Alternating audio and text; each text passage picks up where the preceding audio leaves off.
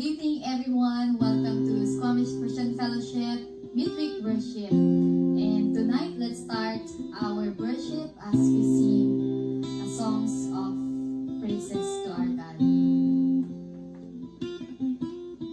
Puso ko iyong sinisiyasat, buong buhay ko iyong nalang. Ang lahat kong lihim mo, Yahweh, ay tiyak mo ngang nababatid.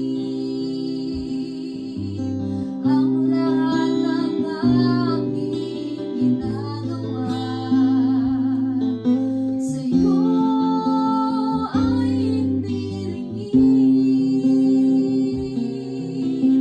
Ang lahat kong lihim mo, Yahweh, ay tiyak mo ngang nalalaman. Salamat, Panginoon, kilala mo ako. Ang lahat ng bagay ay dilingid sa'yo. Salamat, Panginoon, tinutuwid mo ako. Ikaw lang ang may alam ng aking patutunguhan. Salamat sa'yo, Panginoon.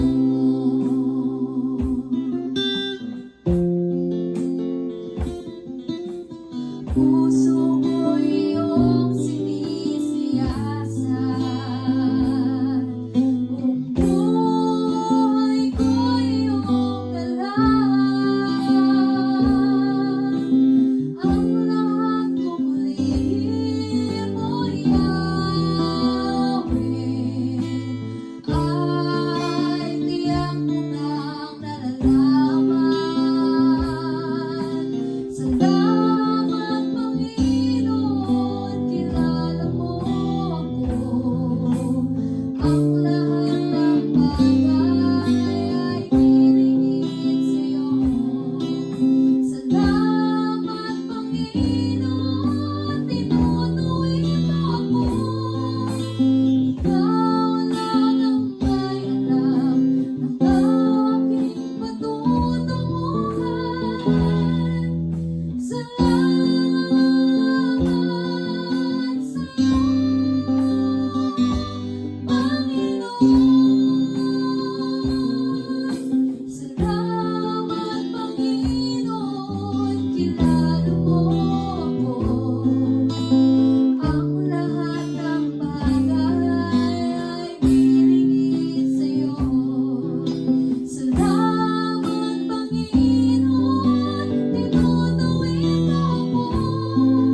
Ikaw lang ang may alam ng aking patutunguhan. Salamat sa'yo, Panginoon. Salamat sa'yo, Panginoon.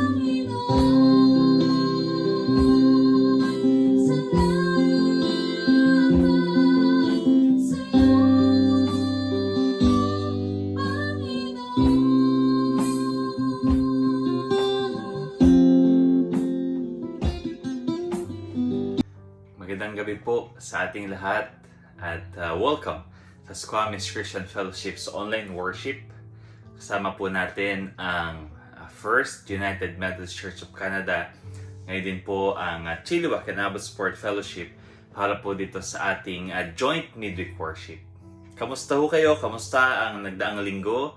Dalayan ko ho na kayo ay ligtas at gayon din po ay in-enjoy ang huling 2 linggo ng summer. Malapit na magbalik sa eskwelahan ng mga bata. Kaya naman samantalahin ho natin na lumabas na nag-iingat. At ma-enjoy po yung mga titira pang araw ng summer. At samahan niyo ako sa pagbubulay-bulay ng salita ng ating Panginoon ngayong gabi na isa sa mga paborito kong istorya, ay tungkol kay Elisha o Eliseon at istorya ng isang biyuda na biyuda ng isang propeta. Ito ay matatagpuan sa Ikalawang Hari chapter 4 verses 4 hanggang sa 7. At ang story ay ganito. Minsan ang asawa ng isa sa mga propeta ay lumapit kay Eliseo. Yung propeta ay namatay na at ito ay isang masipag at mabuting servant ni Eliseo at servant ng Diyos. Hindi po kaila sa inyo ng asawa ko'y nanguhay ng may takot kay Yahweh hanggang sa mamatay. Ngayon po ang dalawa kong anak ay may gustong gawing alipin ang pinagkakautangan namin. Ang sagot naman ni Eliseo, anong maitutulong ko sa iyo? Yun yung kanyang itinanong doon sa babae. At ang sabi niya, ano ba ang meron ka sa bahay mo? So ang sitwasyon yung isang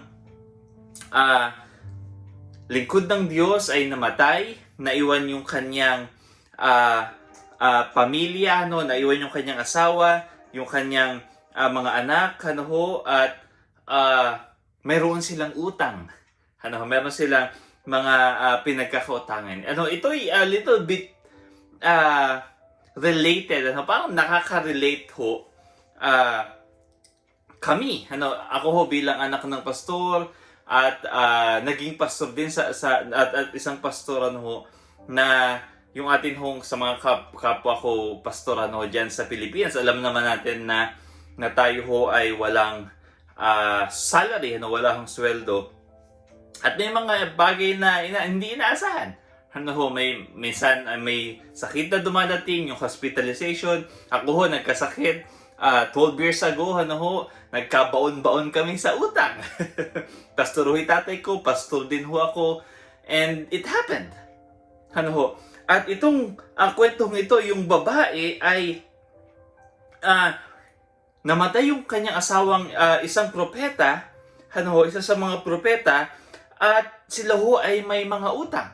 At yung kanilang pinagkakautangan ay gustong kunin yung kaniyang anak na lalaki para ito ay gawing alipin. Meron siyang 2 anak na lalaki at ito ay gustong gawing alipin. So, kumapit siya kay Eliseo. Humingi siya ng tulong sa lingkod ng Diyos. So, sabi ni Eliseo, ano bang meron ka sa bahay mo? So, sumagot yung babae, wala Meron nga silang utang Wala maliban sa isang boteng langis. Sagot niya. And then sa verse 3, sabi ni Eliseo, puntahan mo ang iyong mga kapitbahay at umiram ka ng lalagyan ng langis hanggang mayroon kang mahihiraman. Ito yung word. Tandaan nyo yung word Humiram ka ng lalagyan ng langis hanggang mayroon kang mahihiraman.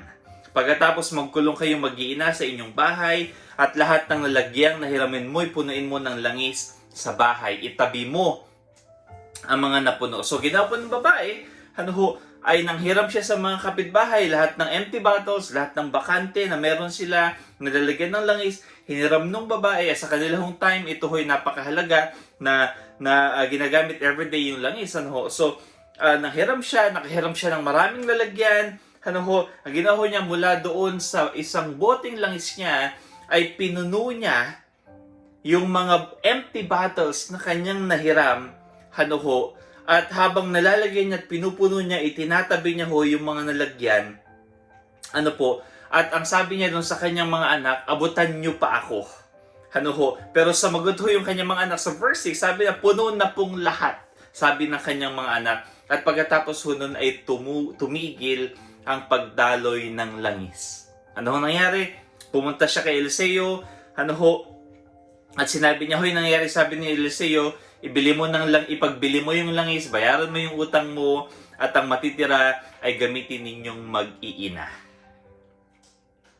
So, yung istorya ay isang milagro para doon sa babae, sapagkat ang kanyang sitwasyon. Siya ay asawa ng isang propeta, namatay yung kanyang asawa, naghihirap sila, meron silang mga utang, yung pinagkakautangan nila ay gustong kunin yung kanyang mga anak upang gawing alipin, pero sa kabila ho nun, lumapit siya sa lingkod ng Diyos, at andun si Eliseo, at nagbigay ng mga pananalita si Eliseo, na sa pamamagitan ng isang boteng langis, ay pinuno yung mga nahiram na battle.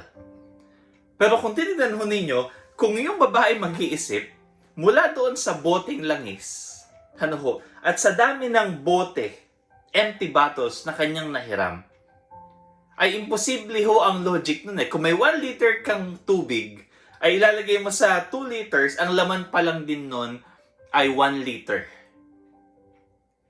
Tama ho ba? Yun ho yung logic nun. Pero yung babae, nanghiram pa din siya. Nanghiram siya, sinunod niya yung sinabi ni Eliseo.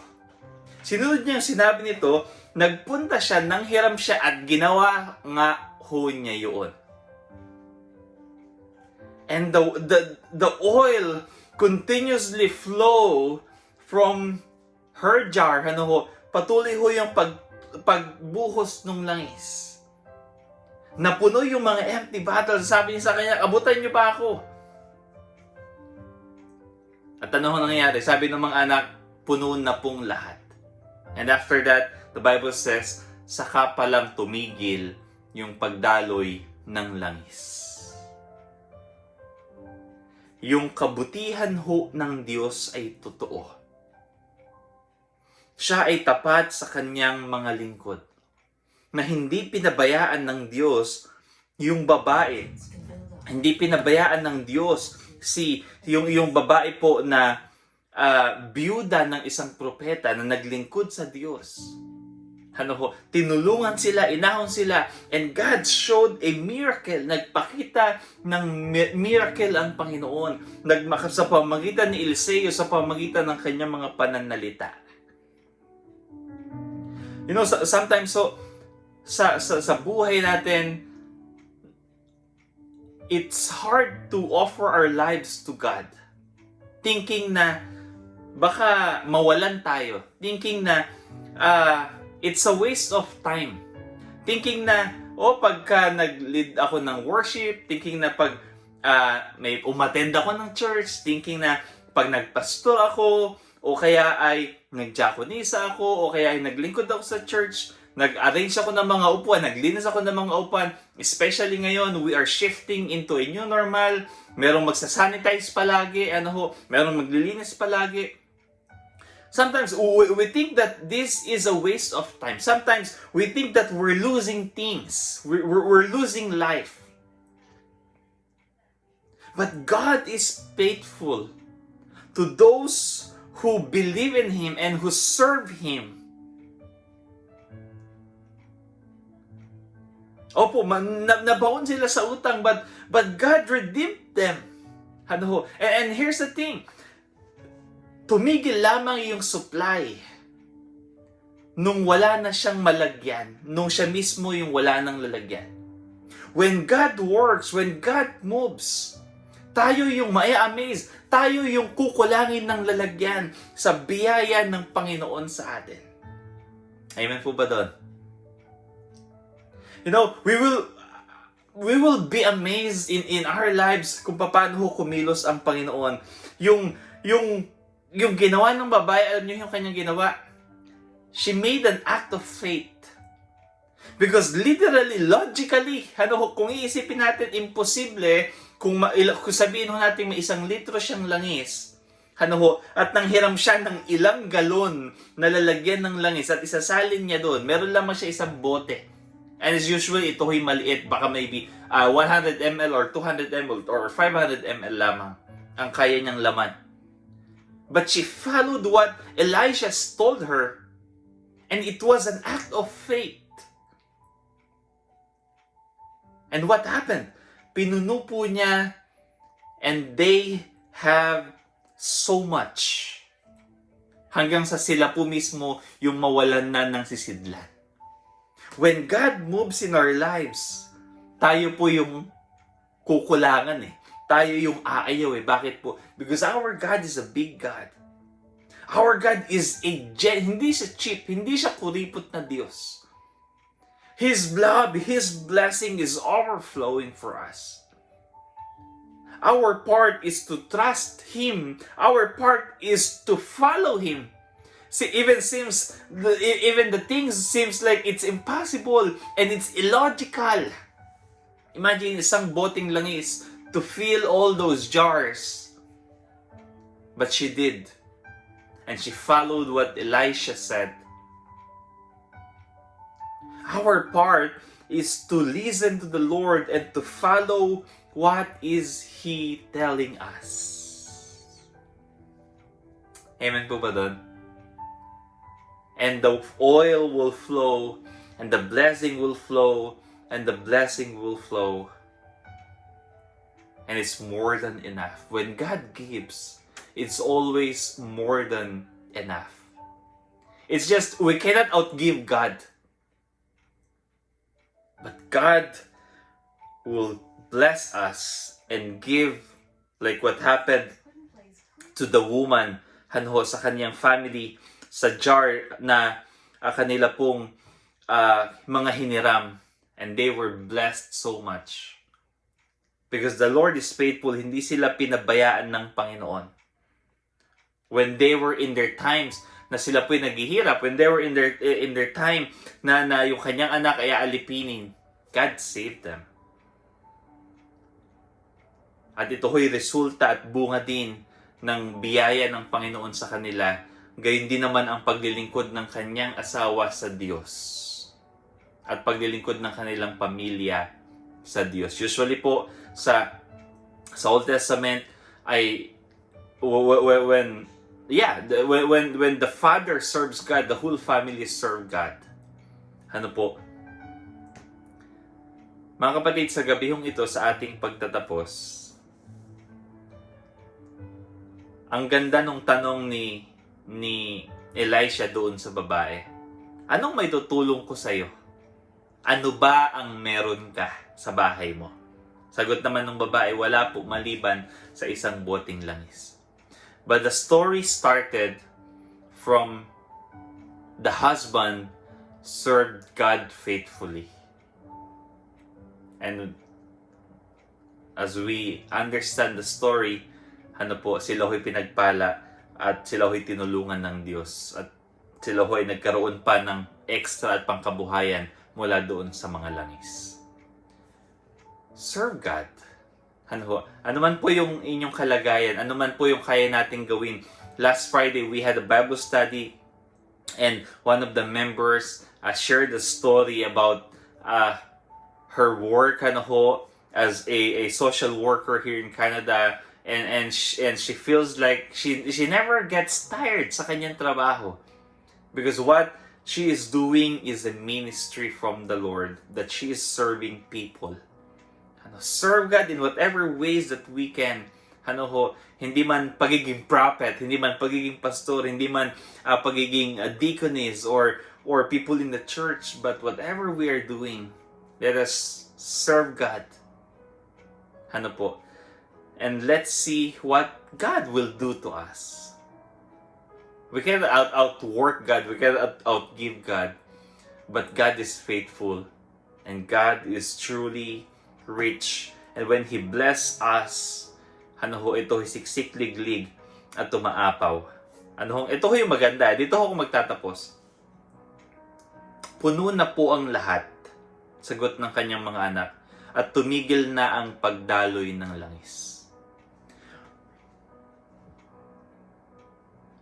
Gaano tayo ka-ready na sumalo ng biyaya ng Diyos?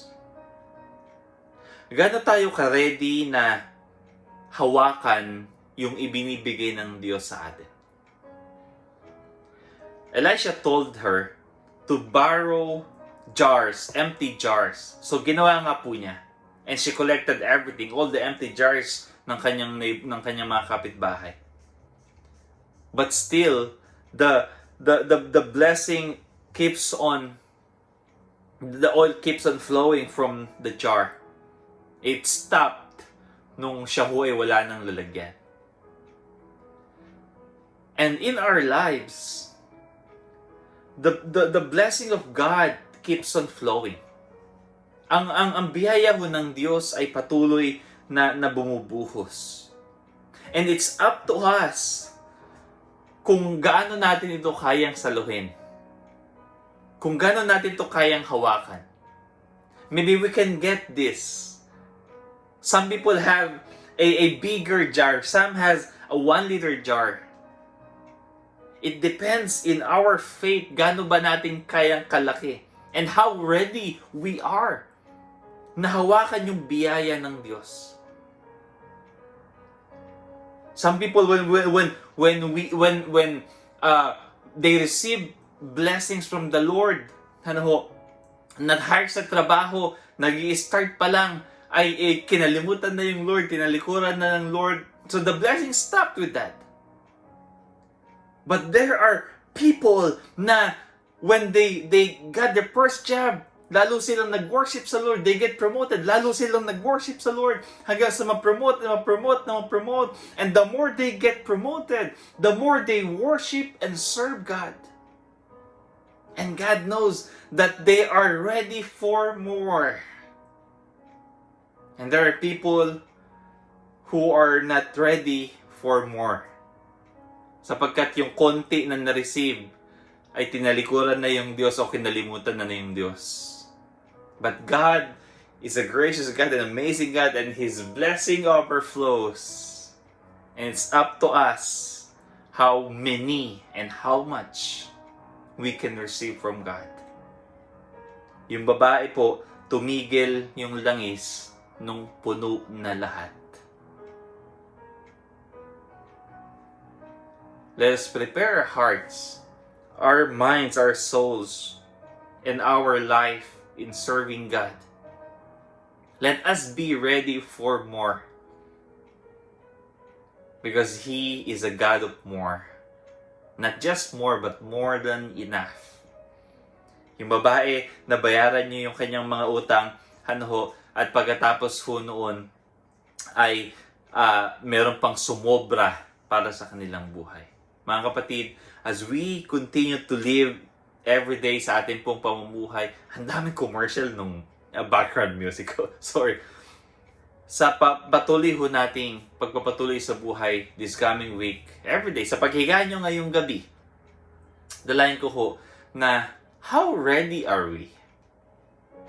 How is our faith? Kamusta ho ba yung ating pananampalataya ngayon?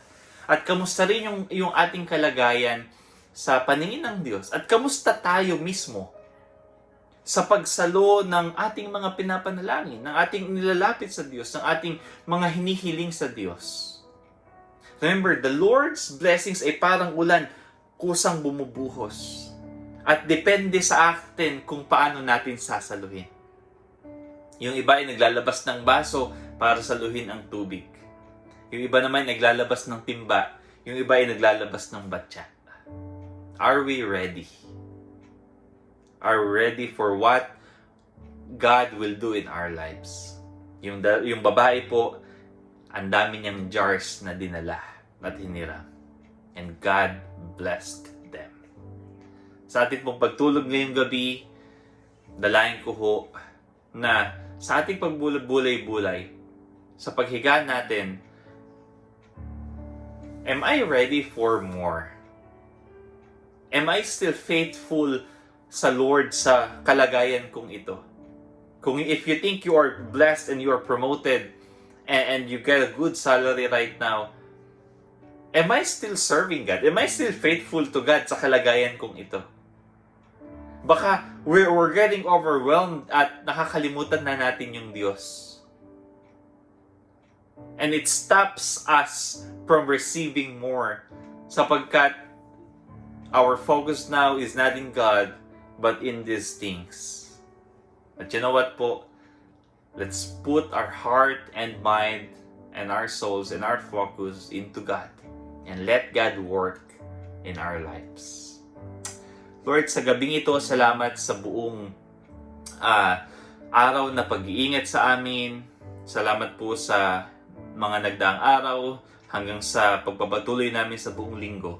Dalayan ko po na kagaya ng babae ay an act of faith na sinunod niya yung sinabi ni Elisha. Dahil ko po na sumunod din kami sa iyo kahit na hindi pa namin nakikita ang resulta. And like her husband na nag-serve sa iyo and became and was faithful to you, O God, I pray that all of us, our whole family, will be faithful to you. Sa iyo po namin nilapit ang buong gabi, ang pagpapahinga namin sa gabing ito, pagtulog, gayon din ang pagsikat ng araw, kinabukasan, ang panibagong buhay, kalakasan, sa pangalan ng aming Panginoong Hesus, ito pong aming dalangin.